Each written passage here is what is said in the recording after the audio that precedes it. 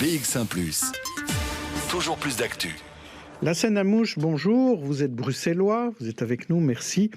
Il y a quelque temps, votre femme s'est plainte de douleurs et vous êtes rendu chez un médecin, c'est n'est autre qu'un docteur belge d'origine syrienne, Farid Al-Saïd.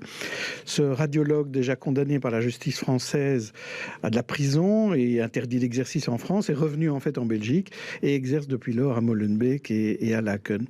Alors, je voudrais que vous nous racontiez un peu ce qui s'est passé, parce que vous êtes un peu comme un lanceur d'alerte à Lassène Amouche, puisque c'est vous qui avez alerté la presse de ce cas. Que s'est-il passé? On se replonge peut-être en 2019 avec vous, quand vous allez pour la première fois chez ce médecin avec votre épouse. Oui, d'abord bonjour à tout le monde. Pour essayer d'être plus objectif possible et relater les faits ou la représentation des faits concernant cette histoire, c'était en 2020 en fait. Nous avons été orientés, envoyés par le médecin traitant de la famille vers ce monsieur que je ne connaissais pas. Et d'ailleurs que mon épouse aussi, paix à son âme, ne connaissait pas. Donc nous sortons de chez ce monsieur après avoir fait les radios nécessaires, etc. Et il nous avait signalé clairement qu'il n'y a aucun danger.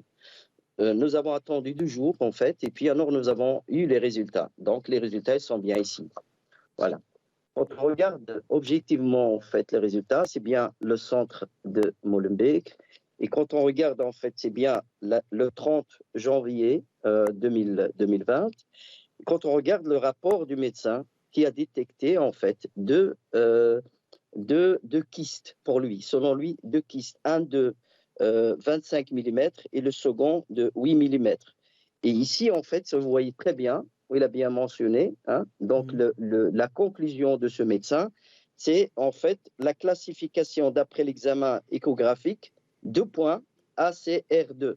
Donc, le ACR2, n'importe quel citoyen aujourd'hui peut aller sur Google pour vérifier le ACR2. Il est là, donc sur Google.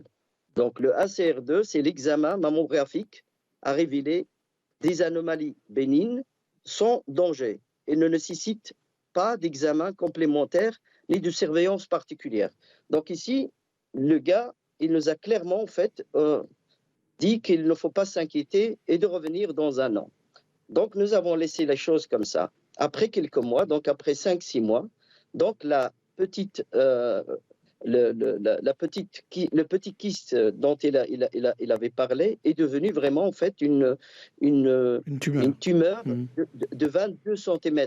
C'est énorme.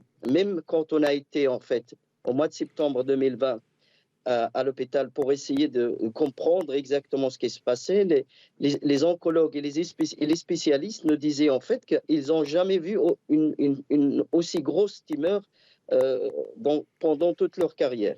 Donc, qu'est-ce que je dois faire alors à ce moment-là? J'ai commencé à chercher. Qui est ce monsieur, en fait, qui a fait ce diagnostic-là? Et c'est là que j'ai découvert, en fait, qu'il s'agissait d'un monsieur qui avait déjà des antécédents similaires en France, qui a déjà commis des erreurs du diagnostic et des diagnostics hasardeux, et qui a déjà été condamné par la justice et qui a déjà été interdit d'exercer. Je commence en fait à m'inquiéter et donc je disais à mon épouse à l'époque, écoute Rachida, je vais porter plainte contre ce monsieur. Elle me disait non. On ne va pas faire ça parce qu'elle avait quelqu'un de sa famille qui travaillait justement chez ce médecin au secrétariat. Donc, nous avons un petit peu fermé les yeux sur vous n'avez rien fait. Et en fait, la situation de votre femme, on voit son portrait derrière vous d'ailleurs, a empiré. Oui. Et au mois de septembre, elle est décédée de cette tumeur. Tout à fait. Donc, il est décédé à l'âge de 41 ans. Donc, voilà. On a tout essayé, on a tout fait pour essayer justement de faire le maximum pour la sauver, mais bon, c'était déjà trop tard. Mais le premier diagnostic, en fait, a été foireux depuis le départ. Et alors aujourd'hui, vous avez porté plainte, Lassène Amouche? Oui, en fait, j'ai d'abord porté plainte auprès de l'ordre des médecins parce que je me pose la question. Un médecin qui est connu, il suffit d'aller sur Google pour avoir un ensemble d'informations illimitées sur ce monsieur, en fait, et de condamnation.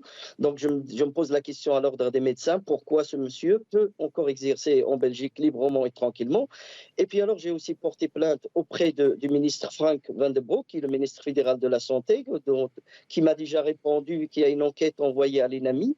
Et puis, j'ai porté plainte via mon avocat au parquet de Bruxelles sur les mêmes faits. Donc pour l'instant, l'Ordre des médecins dit qu'il y a une enquête en cours, donc ils ne nous ont pas dit de quoi il s'agissait. Il y a un très bon article qu'a réalisé Karim Fadoul de l'RTBF sur ce sujet-là. Il a eu beaucoup de réponses. En fait, le dialogue entre Ordre des médecins français et Ordre des médecins belges, on ne peut pas dire que ça fonctionne très très bien dans ce cas-là. En tout cas, la Seine à Mouche, vous, ce que vous voulez, c'est qu'il n'y ait plus d'autres victimes. Et tout à fait. En fait, maintenant, l'erreur peut arriver à n'importe qui. Nous sommes des êtres humains et tout le monde me connaît plus ou moins. Je suis quelqu'un de très pacifique et je n'aime pas les conflits. Mais quand il s'agit de sauver des vies, quand il s'agit d'annoncer une alerte pour sauver d'autres vies, mais il est de mon devoir que ma conscience soit tranquille, en fait, d'annoncer et de lancer cette alerte pour que tout le monde puisse savoir qu'il y a quelque part un danger à Molenbeek, et spécialement dans un centre médical qui, en fait, qui fait peur. Un centre médical à Molenbeek et un deuxième lieu à Laken. En tout cas, on essayera de suivre les suites de cette affaire de vos plaintes. Pour l'instant, le médecin refuse toute réponse. Évidemment, merci la Seine à Mouche d'avoir témoigné sur BX1 de ce qui vous est arrivé. Et je sais que c'est particulièrement dur de témoigner de ce genre de choses-là, mais vous faites preuve de pugnacité, de ténacité. Donc je suis sûr que beaucoup de gens vous suivront. Merci la Seine à Mouche.